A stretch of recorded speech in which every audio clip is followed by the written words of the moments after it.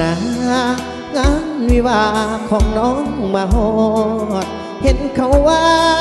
งสินสอดพ่อน้องกอดเอาเงินค่าดอกอายตกตะลึงยืนซึ้งนั่งน้ำตาลองผู้แล้วว่าเจ้าทั้งสองจับประคองห่วมห้องหอไปอายนี่หูดีต้องเสียทีให้คนเมืองนอกเงินดอลลาร์เข้ามาทอเกือบอายสอกในงานของนาอายคนมาก่อนผู้หับนอนเข้ามาทีหลังผู้แล้วว่าต้องผิดหวังแต่หากยังอยากเห็นหน้านาอายลืมบ่ได้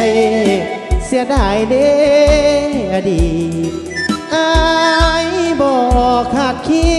ดว่าน้องจะมาแยกทางสู่เขาบ่ได้ต้องมานั่งให้อยู่ในกองลาง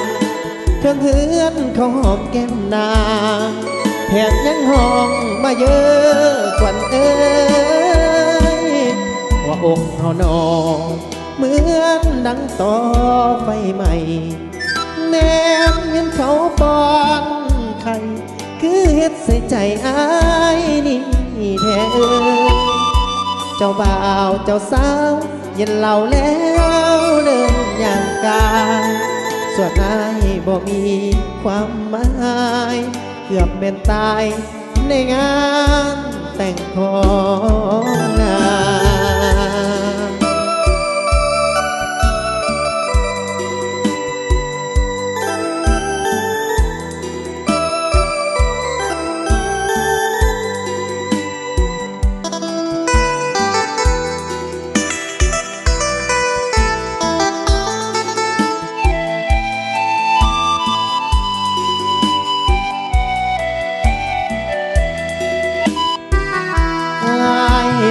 บ่ได้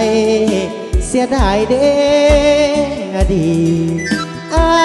ยบ่คาดคิดว่าน้องจะมาแยกทางสู่เขาบ่ได้ต้องมานั่งให้อยู่ในกองลางทั้งเฮือนเขาหอมแก้มนางแถมยังหอมมาเยอะขวัญเอ้ยว่าอกเขานอ